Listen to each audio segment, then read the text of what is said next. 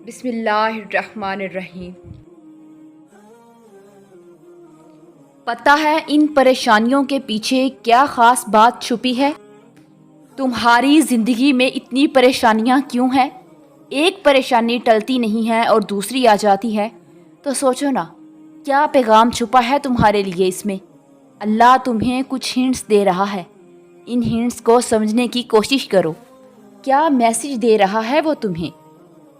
ایک پریشانی کے بعد تم نے اللہ کو یاد نہیں کیا، تم نے اللہ کو اپنا معاملہ نہیں بتایا، تم نے اس سے مدد نہیں مانگی، تم اس کے قریب نہیں ہوئے۔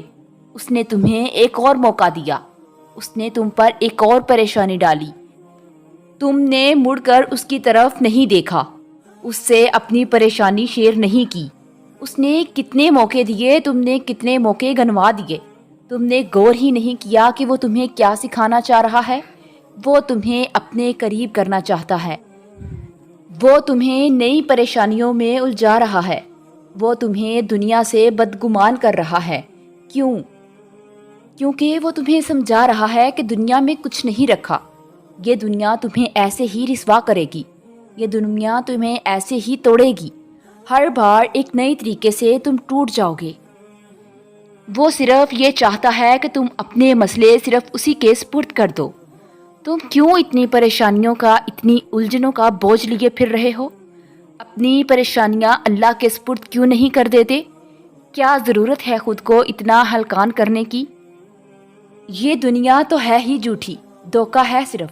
کیا کرو گے اس دنیا کا؟ تمہارے لیے اس سے بڑی خوشی کیا ہوگی کہ وہ تمہیں دنیاوی سکون نہیں دے رہا، وہ تمہیں دنیا میں گم ہونے نہیں دے رہا۔ تم خاص ہو اس کے لیے، تبھی تو وہ بار بار تمہیں اپنی طرف متوجہ کروا رہا ہے۔ وہ بتا رہا ہے کہ اس نے تمہیں نہیں چھوڑا ہے، پوری دنیا تمہیں چھوڑ سکتی ہے، تمہارے دوست تمہیں چھوڑ سکتے ہیں، تمہارے ماں باپ تمہیں چھوڑ سکتے ہیں، لیکن وہ تمہیں کبھی نہیں چھوڑے گا۔ وہ ہر لمحہ تمہارے ساتھ ہے۔ وہ جانتا ہے تم ٹوٹ چکے ہو، وہ یہ بھی جانتا ہے تم بہت اکیلے ہو، وہ جانتا ہے کہ سب کے دل تم سے بھر گئے ہیں، سب تم سے بیزار ہو گئے ہیں، لیکن وہ تو تم سے بیزار نہیں ہوا نا، وہ ایک پل کے لیے بھی تم سے بیگانہ نہیں ہوا۔ تو کیا ہو اگر تم اللہ کے پاس لوٹاؤ؟ تم نے ایک نہ ایک دن تو اس کے پاس لوٹنا ہی ہے۔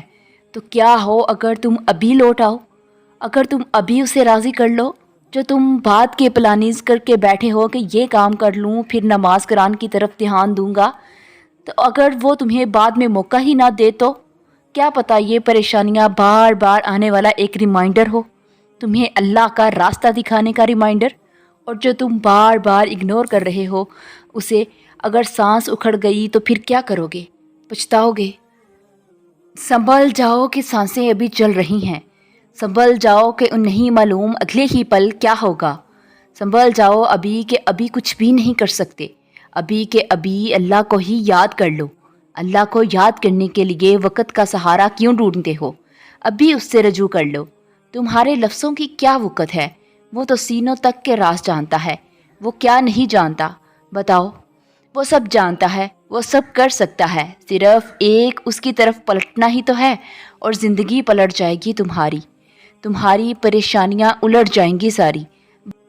تو بتاؤ پھر کہ کب کہہ رہے ہو انا للہ و انا الیہ راجعون، کہ اے اللہ میں تیرے لیے ہوں اور تیری ہی طرف مجھے لوٹ آنا ہے۔